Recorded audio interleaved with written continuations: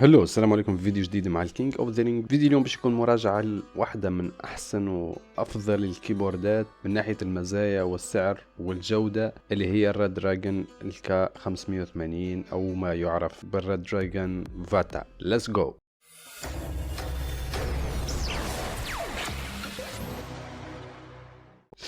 ما تنساش كالعاده لايك شير سبسكرايب. اي شخص نصحته بيشتري حاجه من سيتي خلي لهم اللينك نتاع الشان على اساس ينجموش يدعمونا، ونعملوا لايف كل نهار سبت ولا احد نجاوبوا فيها على الاسئله نتاعكم اللي عنده برشا اسئله يجي يحضر اللايف. قريب نوصلوا ل 10000. ماذا بيا كان تعاونونا شوي بالبارتاج السابز لايك تصرفوا لحاسيلو اند ليتس جو.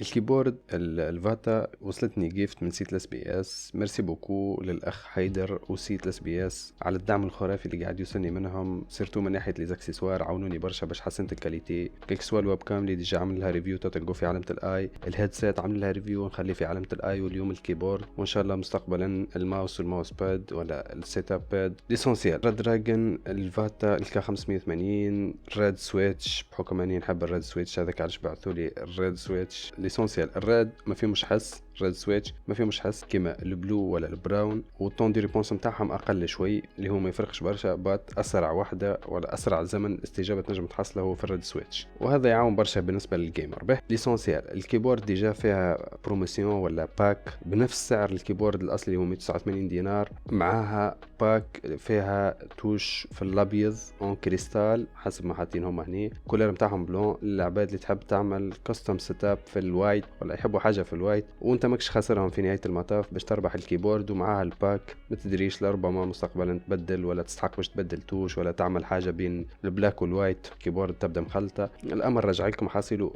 حاجه تحفون على الاخر، معناها تاخذ معاها توش كل في الوايت وجوها باهي. ليسونسيال نرجعوا لمواصفات الكيبورد. كيبورد جينا كامله ماهيش تي كي ال وماهيش 60%. ار جي بي اللي فيها ريال وها باش تشوفوا ار جي بي خارق للعاده وخير من الانماط الار جي بي اللي شفتهم في كيبوردات ارخص منها كيما اللي عملت لهم ريفيو ولا كيبوردات اخرين. علاش؟ على خاطر الار جي بي يكون فيها مساطر فيكس، معناها كولارات فيكس، جيت الانماط تتبدل هنا، الكولارات نتاع الكيكابس تتبدل والانماط نتاع الاضاءه تتبدل، وال 104 توش اللي فيها ما يتقاطعوش ولا ما يصيرش بيناتهم، معناها ما تصيرش مشكله في السينيال بيناتهم. كيش نفسرها لكم باختصار؟ ما يخدموش بنظام الماتريكس القديم اللي يمشوا به في الممبران وحتى في كيبوردات ميكانيك ارخاص. هني التوش كلهم مربوطين بالمايكرو كنترولر، معناها السينيال توصل ديريكت، اقل ليتنسي، ومع الريد سويتش اللي يخلي الشيء هذا يعطيك تجربة مثالية في الجيمنج وبطون دي ريبونس طيارة وما تحسش فما ديلاي بين الاكسيون اللي تعملها انت والشيء اللي تشوفه في الجيم. نجو للتوش ملتي ميديا اللي حاطينهم هما هنا، ولا عندنا 5 توش جي اللي موجودين من فوق على اليسار اللي تنجم تعمل بهم ماكرو يعاونوا برشا سيرتو في الستريم. بروشانمون ان شاء الله باش نرتاح المخرج نتاعي من الستريم على حكاية مخرج بدل الديسكتوب،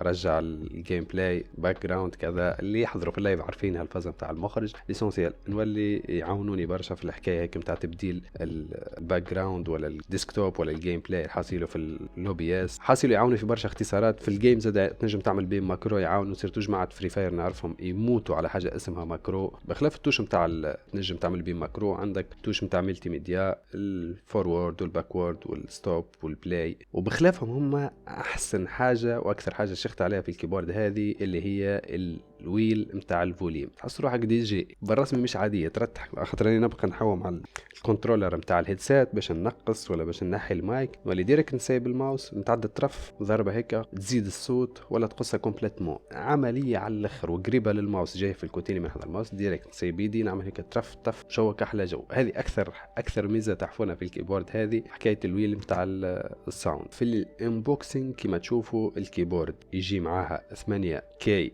ريد سويتش تنجم تبدلهم في حاله صارت لك مشكله في اي واحده من الكي، ويجوا معاها المفاتح نتاع الكي ونتاع الكي كابس اذا باش تبدل بلايص الكي كابس اللي ما ننصحش بها، وهم بليز تجي فرانش لايوت اللي تجينا ازارتي ماهيش كوارتي، معناها امورك تمام اقل تكسير راس. من ناحيه الجوده نتاع الكي كابس بلاستيك 200 وشادين بالباهي وتنزل عليهم بالقوي، ما يتنطروش، ما فيهم حتى مشاكل، ما واجهت معهم حتى مشكله، تجربه مثاليه وتحفونها على الاخر. بلاستيك اللي مصنوع منها الكركاس حاجه بتينه، حاجه دي كاليتي، مش حاجه متاع تسليك وعدي. فيها حاجه اخرى الار جي بي بخلاف الكي كابس على جنب فيها ادرسبل ار جي بي. نجو النقطه الاهم اللي هي قلت الريال ار جي بي. الار جي بي فيها ريال على خاطر بريسك الكي كل والكي كابس كل يشعلوا بالالوان الكل معنا.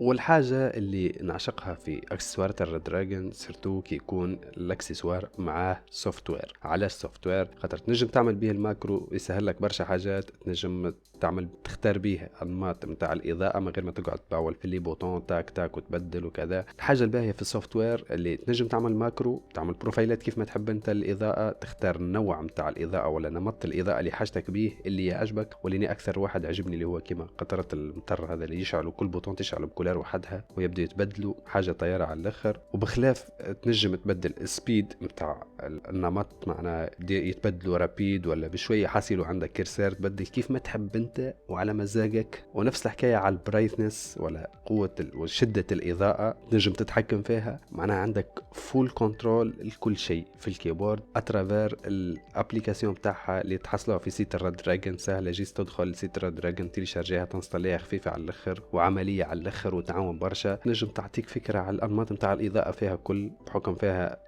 فيديو يفسر لك كل نمط تختاره يعطيك، بخلاف انك تشوفها ريال يزيد يوضح لك في الابليكاسيون كيفاش النمط يخدم. ليسونسيال السوفت وير عملي على الاخر وتحفون. وفي نهايه المطاف كيبورد طياره، السعر نتاعها ممتاز، ديجا موجود باك معناتها تنجم تحصل معاها الكي كاب البيض اون كريستال وبنفس سعر الكيبورد الاصلي، معناها حاجه خارقه العاده. وكما قلت لكم راهو طياره على الاخر في السعر نتاعها، من احسن الكيبوردات في السعر هذا وحاجه ممتازه من الاخر. ومرسي SBS على الجيفت التحفونه هذه الباك كامله. big thanks SBS and peace.